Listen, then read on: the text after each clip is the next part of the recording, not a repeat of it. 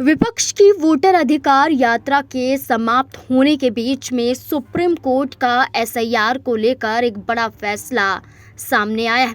बिहार में चुनाव आयोग की विशेष मतदाता सूची पुनरीक्षण यानी कि एसआईआर को लेकर दायर याचिकाओं पर सुप्रीम कोर्ट ने विपक्षी दलों को ही बड़ा झटका दिया है।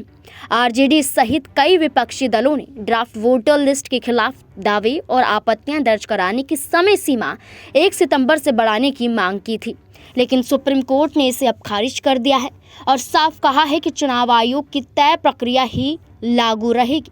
सुनवाई के दौरान जस्टिस सूर्यकांत ने विपक्षी दलों से सवाल करते हुए कहा, मुझे समझ नहीं आता है कि आधार पर इतना जोर क्यों दिया जा रहा है।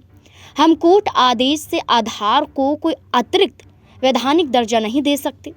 उन्होंने कहा है कि वोटर रजिस्ट्रेशन की प्रक्रिया में पारदर्शिता जरूरी है, लेकिन अदालत चुनाव आयोग की व्यवस्था में अनावश्यक हस्तक्षेप नहीं करेगी।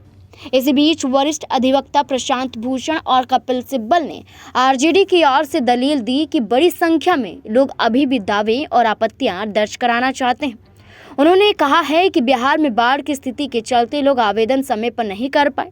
उन्होंने कोर्ट से समय सीमा 10 सितंबर तक बढ़ाने की अपील की थी। हालांकि चुनाव आयोग की ओर से वरिष्ठ अधिवक्ता राकेश द्विवेदी ने तर्क दिया कि अगर तारीखें लगातार बढ़ाती जाएंगी तो प्रक्रिया अंतहीन हो जाएंगी।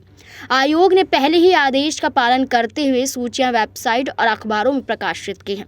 30 सितंबर के बाद भी दावे और आपत्तियां स्वीकार की जाएंगी और उन पर विचार किया जाएगा। जानकारी के लिए आपको बता दें कि कोर्ट में पेश आंकड़ों के अनुसार अब तक 65 लाख नामों की जांचों में सिर्फ 33,336 व्यक्तियों और 25 दलों की आपत्तियां दर्ज की गई हैं। वहीं 1,34,000 से अधिक लोगों ने खुद अपना नाम मतदाता सूची से हटाने का आवेदन किया है। इस बीच सुप्रीम कोर्ट ने कहा है कि Bihar legal service authority para legal volunteers को इस प्रक्रिया में सहयोग के लिए लाए, ताकि मतदाताओं को फॉर्म भरने और आपत्तियां दर्ज कराने में मदद मिल सके।